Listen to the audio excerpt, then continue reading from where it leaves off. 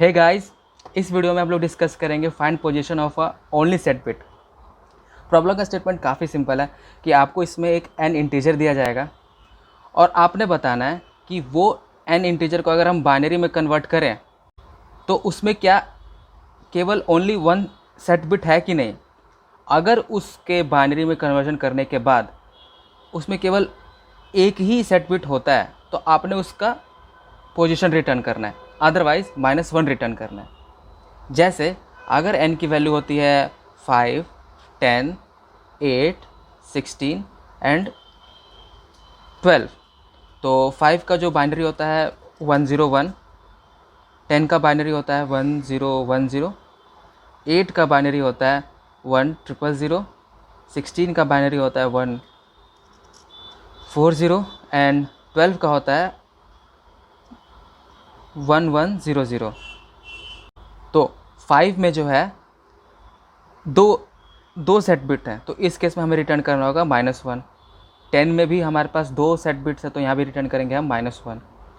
8 में केवल एक ही सेट बिट है तो इसे हमने इसका पोजीशन रिटर्न करना है, इंडेक्स नहीं पोजीशन। तो 1 2 3 4, तो इसका रिटर्न होगा 4। 16 का को बाइनरी में कन्वर्ट करोगे तो भी उसमें एक ही सेट बिट होता है तो हमने उसका पोजीशन रिटर्न करना है, तो 1 2 3 4 और 5, तो इस केस में हम रिटर्न करेंगे 5। 12 में 2 सेट बिट्स है तो हम रिटर्न करेंगे -1। आई होप आप समझ रहे होंगे कि इसका प्रॉब्लम स्टेटमेंट क्या है। तो अगर आपने n नंबर मिला है उसको आप बाइनरी में कन्वर्ट करो। अगर उसके बाइनरी कन्वर्जन में केवल एक ही सेट बिट आता है तो हमने उस पर्टिकुलर सेट बिट्स का पोजीशन रिटर्न करना है, अदरवाइज़ हम वहाँ पर -1 रिटर्न करेंगे। तो आई होप आपको एक प्रॉब्लम स्टेटमेंट समझ में आया होगा कि अगर आपने एक इंटीजर n मिला है उसको आप बाइनरी में कन्वर्ट करते हो और उसके बाइनरी कन्वर्जन में केवल एक ही सेट बिट आता है तो आप उसका पोजीशन रिटर्न करोगे, अदरवाइज़ आप वहाँ पे -1 रिटर्न करोगे। ये प्रॉब्लम स्टेटमेंट सुनने के बाद आपको याद आ रहा होगा पिछले वीडियो के सोल्यूशन का। पिछले वीडियो में क्वेश्चन जो डिस्कस किया था उसका फर्स्ट सोल्यूशन, पिछले वीडियो में जो हम लोगों ने क्वेश्चन डिस्कस किया था उसका नाम था कि find weather a number is a power of 2 और नॉट। अगर कोई भी नंबर अगर 2 टू द पावर n के फॉर्म में था तो हम ट्रू रिटर्न करते थे, अदरवाइज़ हम फॉल्स रिटर्न कर देते थे। तो उसमें मैंने जो पहला सोल्यूशन बताया था, फर्स्ट सोल्यूशन, वो कुछ ऐसा ही था। मैंने बताया था कि कोई भी नंबर अगर 2 टू द पावर n के फॉर्म में होता है और अगर आप उसका बाइनरी में कन्वर्जन करते हो तो उसमें केवल एक ही सेट बिट होता है। तो इस पर्टिकुलर प्रॉब्लम का जो पहला सोल्यूशन है वो एग्जैक्टली सेम है हमारे पिछले वीडियो के पहले सोल्यूशन से, जो कि ये रहा। इसमें मैंने सबसे पहले इस क्वेश्चन का जो ये कंप्लीट द फंक्शन टाइप का क्वेश्चन है और हमें जो फंक्शन जो कंप्लीट करना है उसका नाम है फाइंड पोजीशन।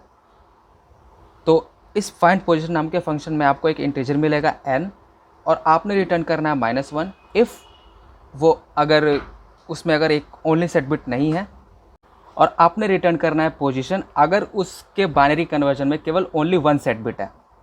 सबसे पहले मैंने यहाँ पे एक इस पावर नाम का फंक्शन बनाया जो फाइंड फंक्शन का ही एक हेल्प फंक्शन है, जो ये चेक करके बताएगा कि कोई भी नंबर अगर 2 टू द पावर n के फॉर्म में है या नहीं।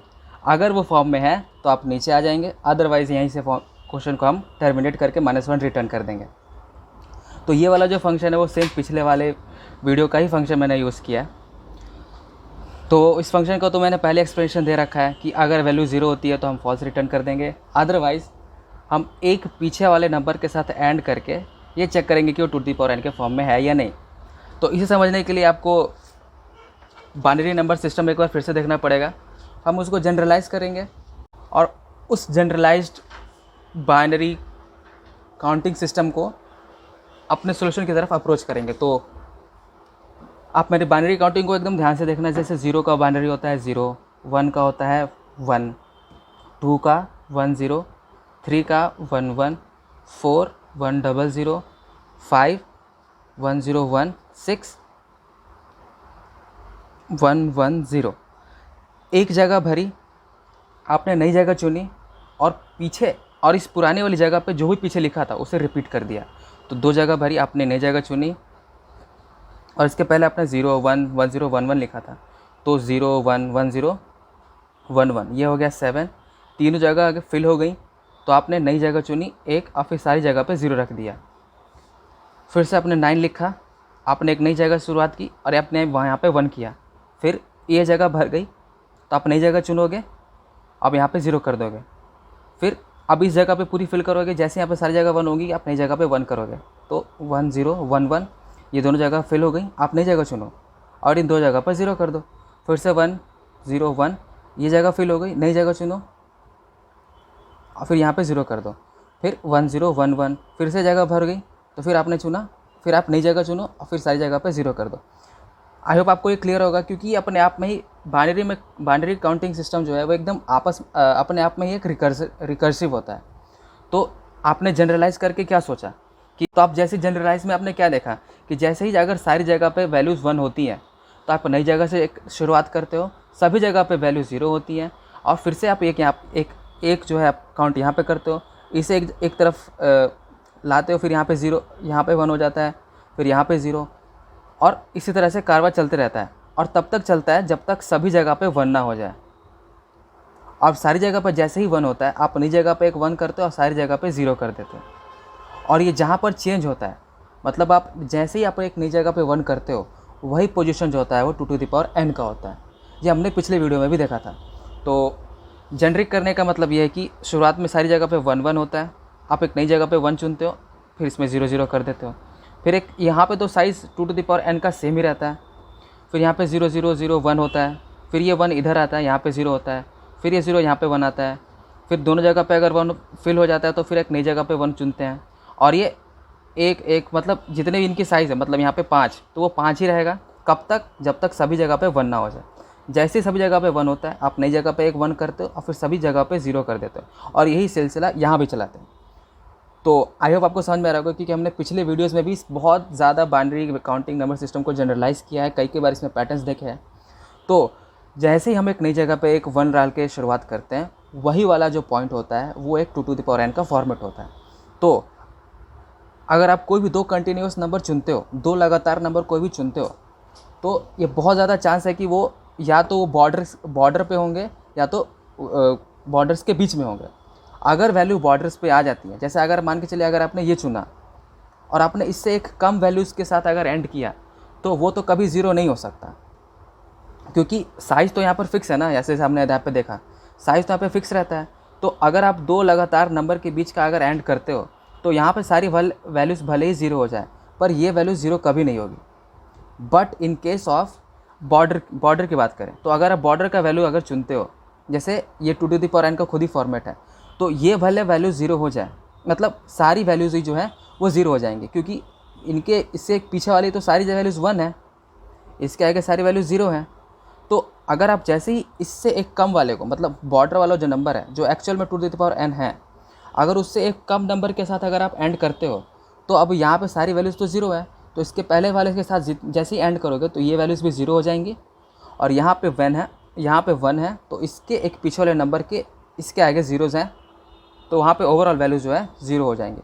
तो मैं इस पर्टिकुलर सोल्यूशन में यही देख रहा हूँ कि क्या वैल्यूज़ जो है उसके कम करने पे 0 हो जाती है, क्योंकि अगर वैल्यू 0 हो गई तो मैं उसको नोट करके ट्रू रिटर्न कर दूंगा कि हाँ भाई वो 2 टू द पावर n के फॉर्म में है। अदरवाइज़ वैल्यूज़ जो है कहीं बॉर्डर के बीच में लाई कर रही हैं, जैसे हमने भी डिस्कशन में देखा अभी। तो मैं यहाँ पे वही चेक लगा रखा हूँ। अगर आपको इसका और अच्छे से एक्सप्लेनेशन चाहिए तो मेरे पिछले वीडियो में भी आप देख सकते हो। तो मैंने इस पावर फंक्शन में यही चेक लगा रखा है कि अगर वैल्यूज़ n की 0 है तो आप फॉल्स रिटर्न कर दो, क्योंकि 0 जो है वो 2 टू द पावर n का फॉर्मेट तो होता ही नहीं। अदरवाइज़ आप उससे एक कम नंबर के साथ उसका एंड कर दो। अगर वैल्यू बॉर्डर पे होगी, वैल्यू बॉर्डर पे है मतलब वो 2 टू द पावर n के फॉर्म में ही है, तो उससे एक कम वैल्यूज़ के साथ अगर एंड करोगे तो आपका जो है आंसर 0 आएगा। और अगर इन केस वैल्यूज़ जो है वो बॉर्डर पे नहीं है, यानी बॉर्डर्स के बीच में है, तो मतलब वो 2 टू द पावर n का फॉर्म नहीं है और वो वैल्यू कभी 0 हो भी नहीं सकती, क्योंकि अभी हमने डिस्कशन में देखा भी कि अगर वैल्यू बॉर्डर पे होती है और उसके साथ अगर आप एंड करते हो तो चेंज कहाँ पे हो रहा है, ऐसे चेंज हो रहा था, हमने देखा भी। तो अगर वैल्यू बॉर्डर पे है, यानी ये वाला border 2 to the power n के फॉर्म में, अगर इसके साथ एंड करोगे तो वैल्यू जो है आपकी 0 हो जाएगी। बट इन केस हमने अभी यहाँ पे जेनरिक देखा कि जैसे ही आपके बॉर्डर के बीच में होती है वैल्यू, तो आप भले 2 लगातार नंबर का कभी भी एंड करोगे तो वो ज़ीरो नहीं हो पाएगा, क्योंकि एक जगह पे तो आपको यही दिख रहा है कि ये दोनों तो एंड का अगर इन दोनों वैल्यूज़ का अगर आप एंड करोगे तो यहाँ पे तो ज़ीरो नहीं होगा, यहाँ पे वैल्यूज़ ओवरऑल 1 होंगी। तो अगर शुरुआत में अगर 1 हो गया तो आगे 0 हो चाहे ना हो,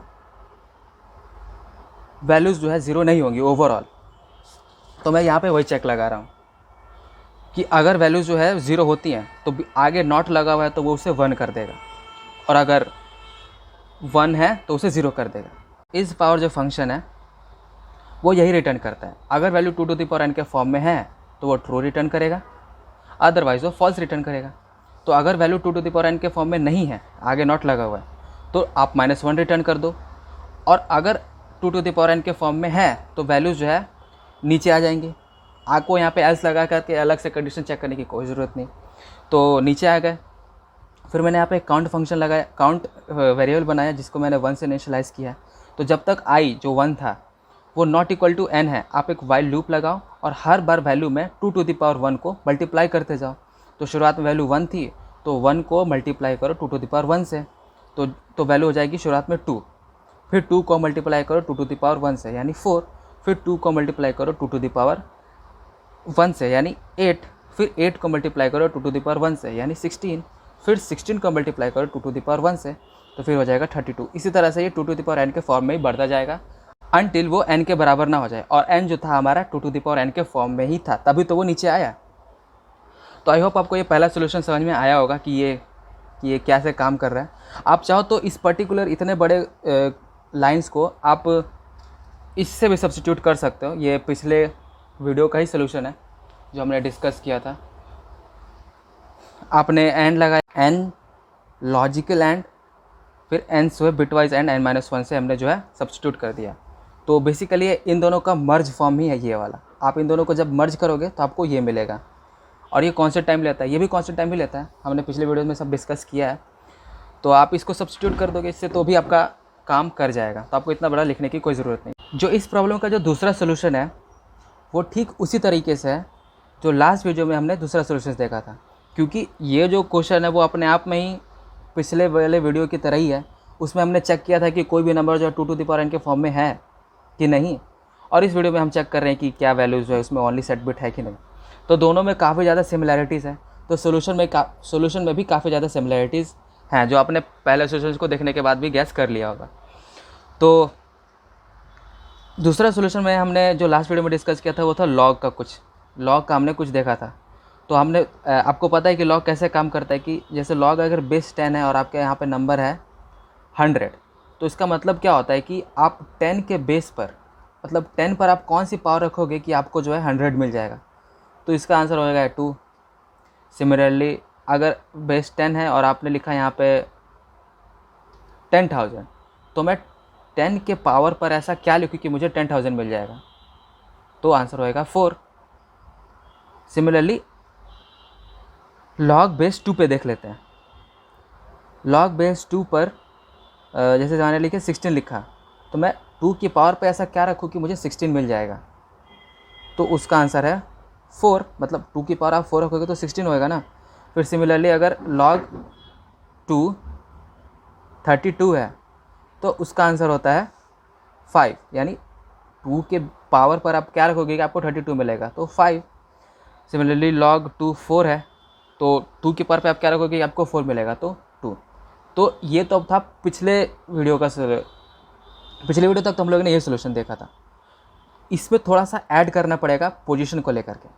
तो अगर आप 100 को इससे देखोगे तो आपको कुछ पता चलेगा। मतलब 100 ये था 100, तो 100 में 1 की इसकी पोजीशन क्या है, 1 की पोजीशन है 1 2 3 यानी 2 + 1। सिमिलरली इसके लिए भी 10,000, तो इसमें जो है 1 की पोजीशन क्या है 1 2 3 4 एंड 5, 4 + 1 5। अब यहाँ पर मज़ा आएगा। देखिए जैसे अगर यहाँ पे 16 है तो 16 का जो बाइनरी होता है, 16 का जो बाइनरी होता है वो होता है 1 0 0 0 एंड 0, 4 0 होता है ना। 1 2 4 8 एंड 16, तो ये चीज़ है। तो 16 है और इसमें एक ही सेट बिट है वो है 1, और वो कौन से पोजीशन पर है 5 पर है, 1 2 3 4 5। और यहाँ पे लॉग में हमने 16 की वैल्यू क्या देखी थी 2, मतलब 4 सॉरी, तो 4 + 1 5। इसमें भी वही चीज़ है, तो ये है 32, तो 32 का जो बाइनरी होगा वो होगा 150। तो इसका जो ओनली सेट बिट है यानी ये, इसका पोजीशन क्या है 1 2 3 4 5 6, तो 5 + 1 6। अब लास्ट वाले को भी देख लेते हैं, तो ये है 4, तो 4 का बाइनरी होता है 1 0 एंड 0, 2 0 होता है। तो इसका पोजीशन क्या है ओनली सेट बिट का 3, 1 2 एंड 3, तो 2 + 1 3। तो आई होप आप समझ रहे होंगे कि जो भी लॉग की वैल्यू होती है आप उस नंबर को बेस 2 लॉग में निकालो और उसमें +1 कर दो, तो जो आंसर आएगा वही आपका ओनली सेट बिट का पोजीशन होगा। और ये वाला लाइन, इसमें आपको और भी कम लाइन ऑफ कोड्स लिखने पड़ेंगे, जैसे ये रहा। तो सबसे पहले तो मैंने वही इस पावर फंक्शन का यूज़ किया है ताकि मैं ये चेक कर पाऊँ कि वो वैल्यू 2n के फॉर्म में है भी या नहीं। तो अगर मैंने यहाँ पे वही इस पावर का फंक्शन का यूज़ किया है और मैंने पूरा ऐसा इफ़ एल्स लंबा सा ना लिख करके केवल इस पर्टिकुलर लाइन से सब्स्टिट्यूट कर दिया है, तो मैं यहाँ